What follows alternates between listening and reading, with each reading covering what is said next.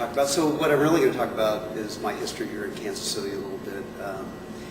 I went to University of Kansas back in the early 70s, went to art school, and ultimately traveled around South America for a couple of years, came back and moved to Kansas City, and have really lived in the downtown since then. My first house was at 28th in Charlotte, and then I lived up on the west side, and then I lived in the brewery, and then I moved back on the west side. So really I'm a committed, 40-year resident of downtown Kansas City, and I love it. And it's interesting how it's changing. I think a lot for the better, but I also miss some of the old parts of downtown Kansas City that have been, removed. And I think it's fantastic now that we've got people in town that are really excited about keeping old buildings and breathing new life into the downtown, because I think you're not a city unless you have a downtown. Recently we've been doing some really neat things called collaboration brews. We did the first one with a man named Jean-Marie Rock from Boulevard Brewery in Belgium. And he's a brewer of a very famous monastery brewery called Orval. And so Stephen and I knew him. Stephen, of course, is our head brewer, and he's Belgian. And so he came over and we brewed this lager beer, and it turned out really fantastic. And so then we did another one with, our second one was with Deschutes Brewery out in Bend, Oregon. What we decided to make was really a hoppy IPA, or a white IPA, which is kind of an unusual thing. So it's a hoppy beer, but then it's also got a lot of wheat. It's a wheat beer, basically. So that's kind of our strength in the Midwest here is wheat and wheat beer. So that was kind of the combination that we did. And so we brewed a batch there, and we brewed a batch here in Kansas City, and then they sold theirs and we sold ours.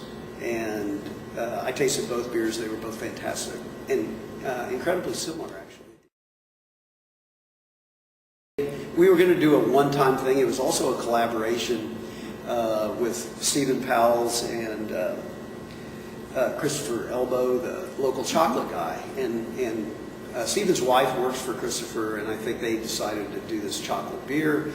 And so he got involved with Stephen, and we tried a few experiments, and then and frankly, the idea of chocolate beer didn't appeal to me at all.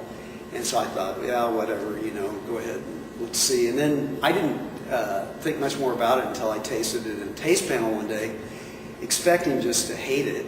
But frankly, I really liked it. And so we bottled it. We thought it was going to be just one time. We were only going to do it once. And we made the typical amount that would last 2 weeks to a month in our market. And as soon as it hit the shelves, for some reason, everybody in the world wanted a bottle of chocolate ale. And so it all went away in like a matter of hours. So, and then I had everybody in Kansas City calling me, asking me if I would give them a bottle. And actually, I had a case of my own, so I did give some people a bottle. But this year, I think we're going to so we decided to make it again. And it'll be curious, I don't know. I think we're making 3 times as much as we made the first year.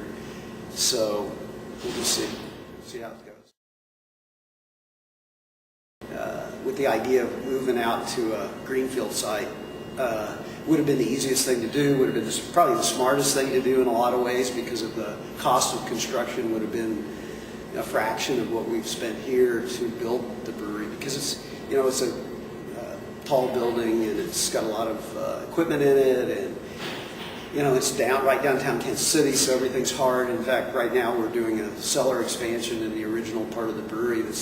But that was really this idea that most of our people live close to the brewery, that worked here, and I live close to the brewery, and frankly, I think in the perfect world, you live and work and play all